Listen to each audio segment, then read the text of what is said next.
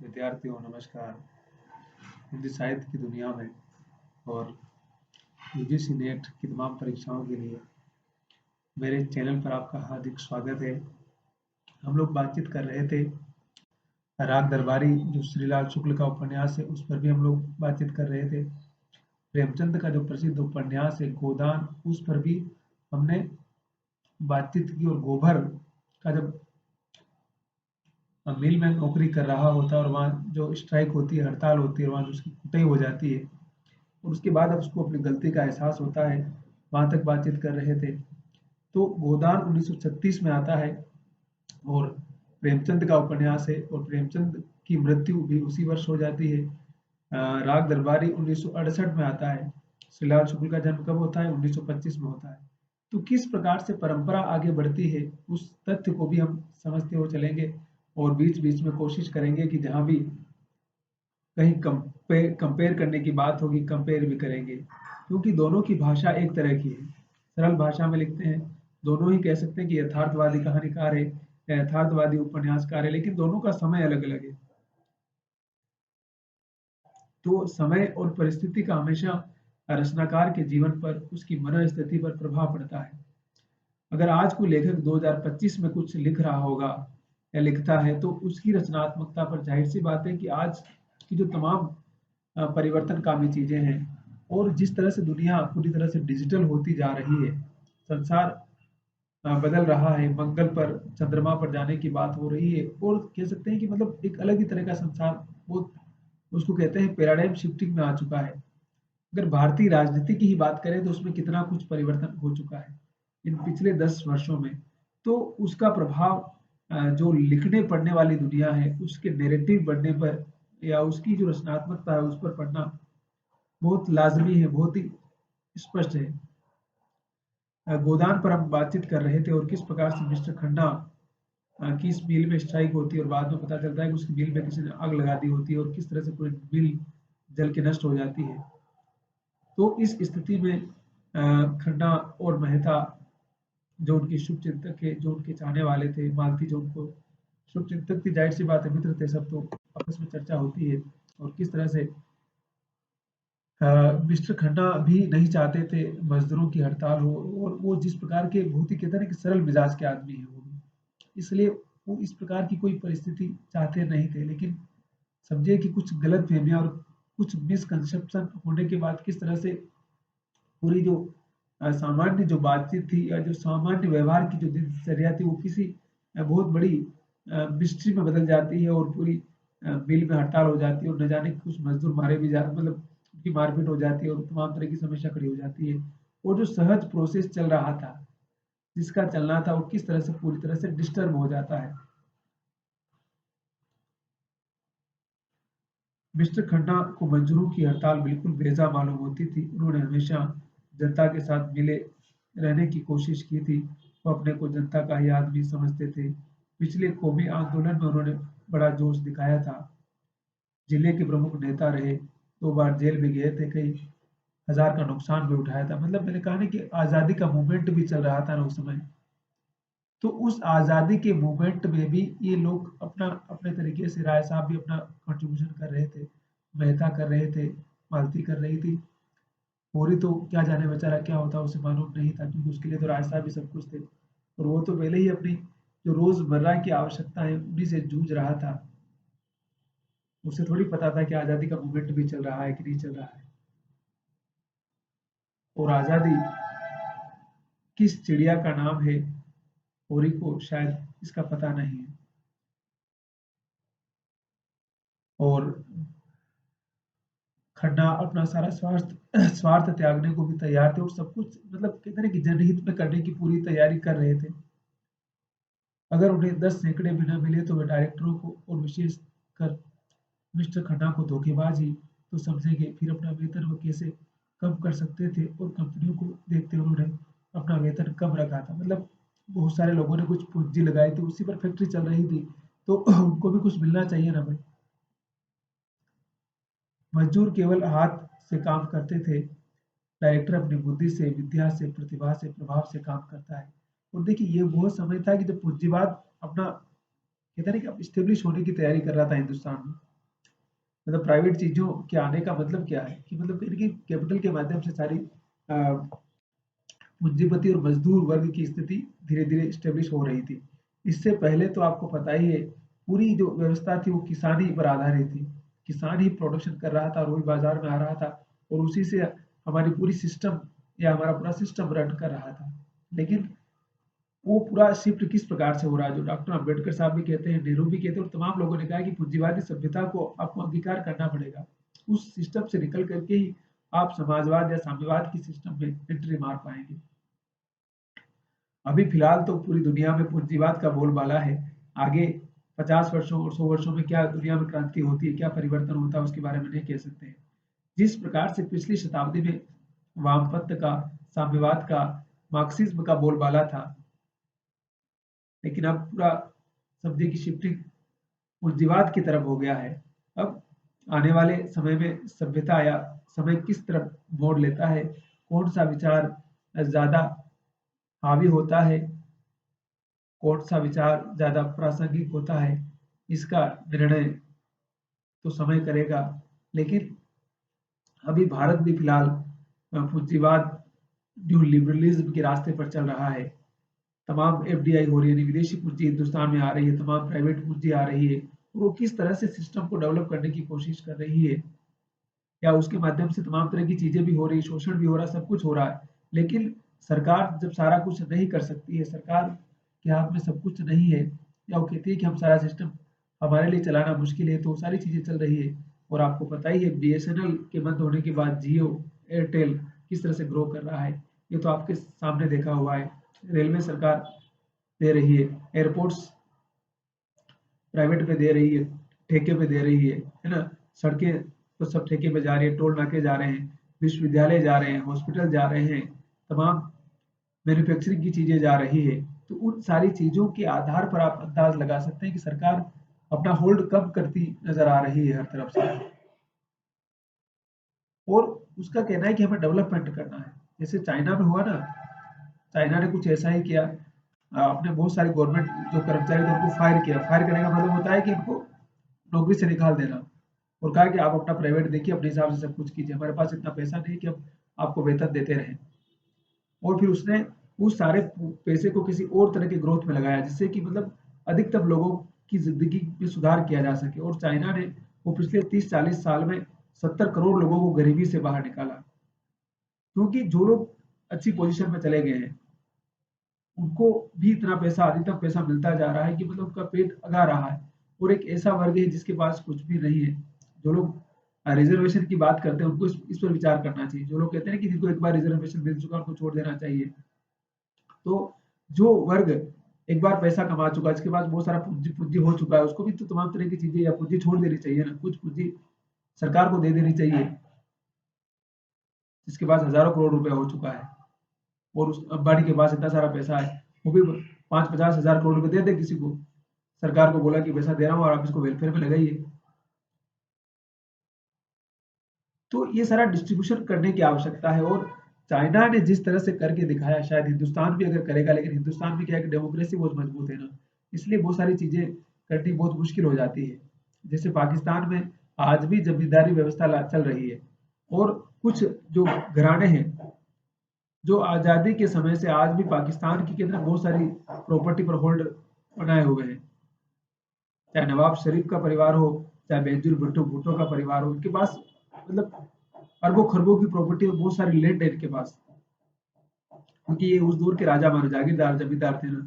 तो इन्होंने सत्ता पर कब्जा करते ही उसको अपने पक्ष में इस्तेमाल करके उन सारे सिस्टम को आज भी जारी रखा हुआ है। और पाकिस्तान भी की जो बहुसंख्यक जनता है उसकी आर्थिक स्थिति बहुत खराब है, वो सिर्फ मजदूरी करके अपना गुजारा करती है। और वैसे भी वहाँ जो माइनॉरिटीज लोग हैं उनकी कंडीशन और भी खराब है।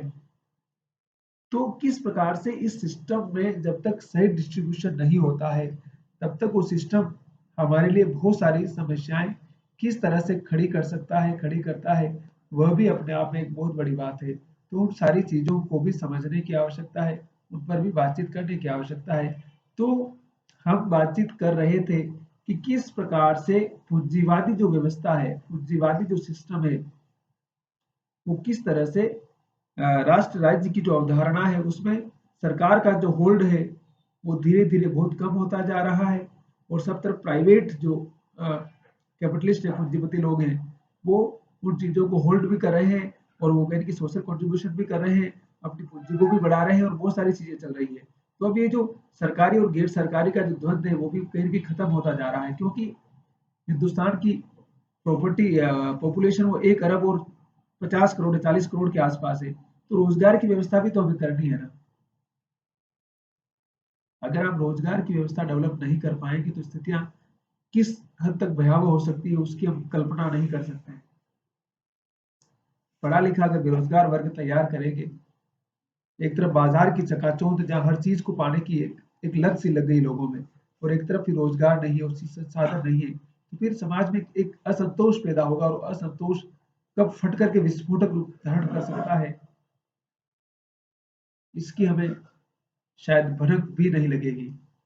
तो कहीं न कहीं ये जो दौर था, 36 का दौर था, वो पूंजीवादी सभ्यता का दौर था और उसके बाद फिर आज़ाद हिंदुस्तान होता है, फिर वो सब कुछ चलने लगता है। फिर 90 के बाद मैंने कहा फिर कुछ चीज़ें चलती है और फिर अब 2010 या 14 में जब पूरा नया ग्लोबलाइज़ेशन आता है और पूरी टेक्नोलॉजी चेंज हो जाती है, तो एक एक नया ही संसार हमारे सामने आ जाता है। मोबाइल जब हमारे सामने आता है, मोबाइल, ये फ़ोन किस तरह से हमारी ज़िंदगी के तमाम आयामों को बदल देता है। इस फ़ोन ने किस तरह से हमारे संसार को बदला, हमारी दुनिया को बदली, ये अपने आप ही इस फ़ोन के माध्यम से हम बहुत सारी चीज़ें समझ सकते हैं कि पूंजीवादी सभ्यता क्या है।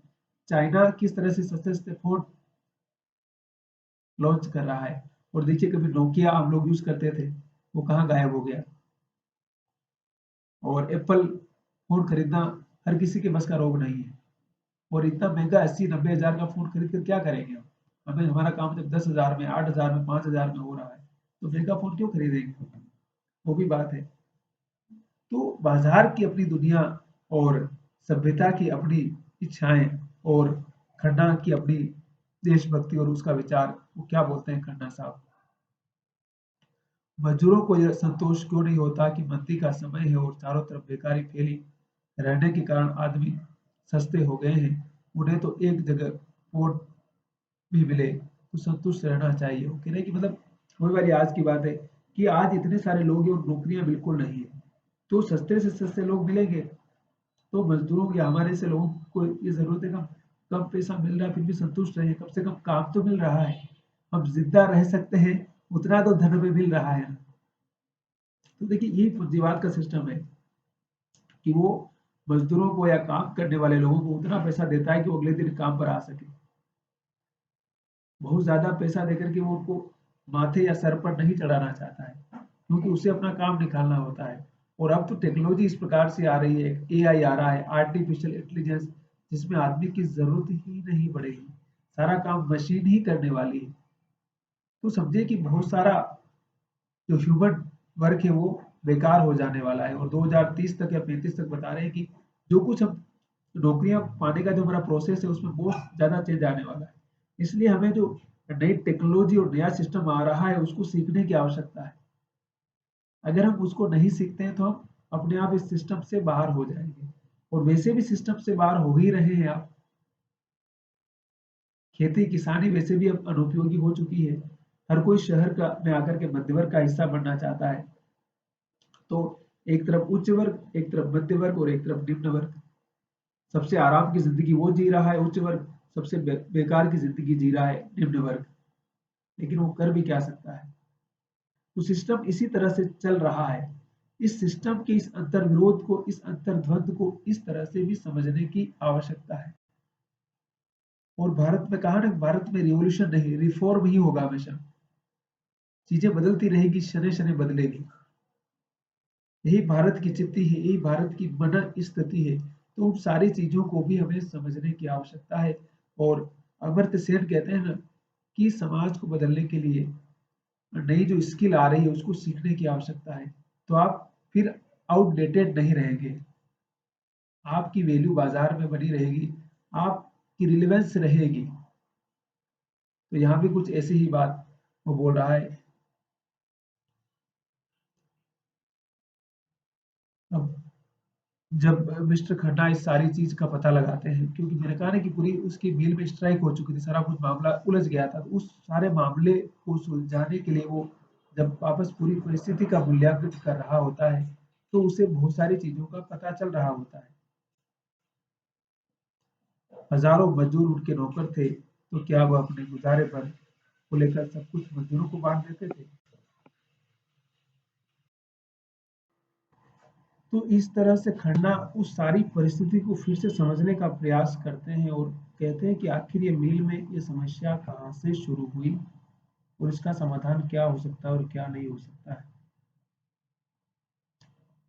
वो उसी गुजारे की रकम में यूरोपियन छोकरियों के साथ विहार करते थे, बड़े बड़े अफसरों के साथ दावतें उड़ाते थे, हजारों रुपए महीनों की शराब पी जाते थे और हर साल फ्रांस और स्विट्जरलैंड की सैर करते थे। आज मजदूरों की दशा पर उनका कलेजा फटता है। इन दोनों नेताओं को तो खन्ना की परवाह न थी, उनकी नीयत की सफाई में पूरा संदेह था। राय साहब की उन्हें परवाह थी, तो हमेशा खन्ना की हाँ में हाँ मिलाया करते थे और उनके हर एक काम का समर्थन किया करते थे। अपने परिचितों में केवल एक ही ऐसा व्यक्ति था जिसके निष्पक्ष विचार पर खन्ना जी को पूरा भरोसा था और वह था डॉक्टर मेहता। देखिए कि मैंने कहा ना कि बहुत सारे रिश्ते उनके थे स्वार्थ के थे, लेकिन उनको पता था कि मेहता बहुत ही निस्वार्थ आदमी और बहुत सीधा आदमी है और सही आदमी है, इसलिए मेहता के पास ही वो राय लेने के लिए जाते हैं। और मेहता उनको बोलता है कि आपको इसे प्रसाद करवाने की जरूरत क्या थी और आपको मजदूरों का पैसा क्यों घटाना था,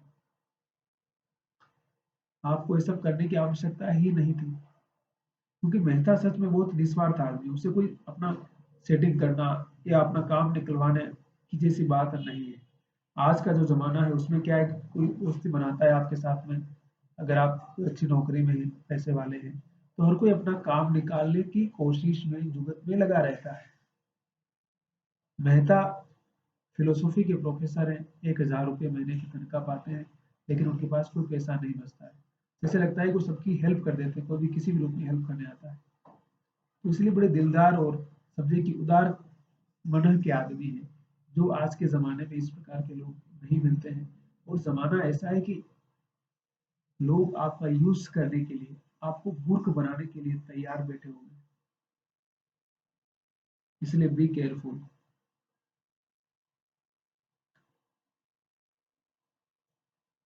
और खन्ना का जीवन, क्योंकि उसकी पत्नी के साथ बनती ही नहीं थी गोविंदी के साथ में, इसलिए उनका जीवन पूरा परेशान था। तो अंदर से भी परेशान था बेचारा और बाहर से भी परेशान। इधर बिजनेस में भी प्रॉब्लम हो रहा है और इधर पारिवारिक क्लेश में फंसा हुआ है आदमी। तो उन सारी चीजों के बीच उसे कोई समाधान कई बार मिल नहीं पाता था। कदाचित उनकी आत्मा का उत्तम आधा सेवा और सहृदयता से बना हुआ था, मध्यम आधा स्वार्थ और विलास से। पर उत्तम और बुद्धि में बराबर का संघर्ष होता रहता था और मध्यम ही अपनी उद्दंडता में हठ के कारण सौम्य और शांत उत्तम पर गालिब आता था। उनका मध्यम मालती की ओर झुकता था, उत्तम मेहता की ओर, लेकिन वह उत्तम अब मध्यम के साथ एक हो गया था। यानी कि मतलब पत्नी उनकी बड़ी निस्वार्थी है गोविंदी, तो इसलिए थोड़ा उसका भी प्रभाव है। लेकिन वो बड़े सेठ है, रईस है, बैंकर है, तो पैसा है, तो जिंदगी का एंजॉय भी उस तरह से करते हैं, तो थोड़ा विलासिता की तरफ भी जाते हैं। लेकिन वो हृदय के बड़े उदार हैं, हितैषी हैं, किसी का बुरा भी नहीं चाहते हैं। मालती से मोहब्बत करते हैं, लेकिन मालती उनको कभी भाव नहीं देती है। मेहता साहब उनके बहुत ही अच्छे मित्र हैं, विश्वसनीय मित्र हैं। तो कहते हैं ना कि आजकल इस प्रकार के मित्र मिलते कहाँ हैं, वो वाली बात भी है। तो बहुत प्रयास करने पर भी मेहता को वासनाओं का शिकार न स्थिर कर सकते थे और कभी-कभी उन्हें यह संदेह भी होने लगता था कि मालती का कोई दूसरा रूप भी है, जिसे वह न देख सके या जिसे देखने की उनमें क्षमता न नहीं थी। पक्ष और विपक्ष के सभी पहलुओं पर विचार करके उन्होंने यही नतीजा निकाला कि इस परिस्थिति में मेहता ही उन्हें हर उन्हें प्रकाश मेहता ही से उन्हें प्रकाश मिल सकता है। जैसे होता है ना कि आप बहुत बुरी परिस्थिति में होते हैं, तब कौन सा आपका मित्र है जो आपको उस स्थिति में सही रास्ता भी बता सके और सही तरीके से भी बता सके। एक होता है कि मित्र फिर आप पर एहसान जताने लगते हैं। जब आपकी स्थिति बहुत खराब होती है ना, तो हर कोई अपना कहते हैं कि अपना एहसान जताने लगता है आपके ऊपर, अरे मैं तुम पे एहसान कर रहा हूँ। तो फिर कहते हैं ना कि फिर आप, जैसा कहा जाता है ना कि दोस्ती हमेशा बराबर वालों में होती है, लेकिन जब आप नीचे आ गए हैं और ऊपर से थोड़ा ऊपर है, तो फिर वो आप पर एहसान जताएगा। कोई कमी होगी, कोई गलती होगी तो वो सारी चीजें भी आप पर थोप देगा वो। और बाद बाद में आपको चेकआउट करेगा, आपको कहते हैं कि आपको अपने उस लेवल का एहसास करवाएगा कि अब तेरा वो लेवल नहीं है जो कभी पहले हुआ करता था, या तो हमारे बराबर नहीं है। तो मित्रता में ये दिखावा करना, एहसान करना, जब बहुत बहुत सारी बातें आती है ना, तो फिर मित्रता का जो एहसास होता है, जो अनुभव होता है, वो अपने आप खट्टा होने लगता है। फिर आदमी अपने अंदर सिकुड़ता है और हर किसी को हर कोई बात नहीं बताता है। मित्रता बहुमूल्य होती है हमेशा। और मित्र अगर सच्चे मित्र हैं तो उनमें इस प्रकार का एहसास, इस प्रकार का भाव हमेशा बना रहता है। और जो भाव बना रहता है, जो अनुभूति बनी रहती है, वह अनुभूति, वो भाव कहीं न कहीं उनके जीवन की बाकी तमाम पहलुओं में भी परिवर्तन करने का काम करता रहता है। तो खन्ना को इस सारी सोच और सारी परिस्थिति के बाद ये लगता है कि क्या हो सकता है और क्या नहीं हो सकता है। तो वो मेहता से सलाह लेने के लिए जाते हैं। और मेहता बहुत ही मेहनती आदमी थे। मेहता को काम करने का नशा था, आधी रात को सोते थे और बड़ी रात रहे उठ जाते थे, कैसे भी काम हो, उनके लिए वो कहीं न कहीं से समय निकाल ही लेते थे। मतलब हर तरह का काम करते थे, रात में लेट सोते थे, जल्दी उठ जाते थे। सामाजिक काम हो, सांस्कृतिक काम हो, धार्मिक काम हो, राजनीतिक काम हो, हर तरह के काम में पार्टिसिपेट भी करते थे, अपना पढ़ना-लिखना भी करते थे, पुस्तकें भी लिखते थे। और कहते हैं कि मतलब ये भी अपने आप में कला है कि आप तमाम तरह की व्यस्तताओं के बावजूद, तमाम तरह की परिस्थितियों के बावजूद समय कैसे निकाल लेते हैं। ठीक है? तो मेहता का व्यक्तित्व बड़ा विस्तृत है। हम आगे उस पर और चर्चा करेंगे और मेरी कोशिश रहेगी कि हम उस पर विस्तार से बातचीत करेंगे। तो वीडियो पूरा देखिए, लाइक, सब्सक्राइब, शेयर करना है और अपने दोस्तों में इसको स्प्रेड कीजिए, फैलाइए और कमेंट कीजिएगा। ठीक है?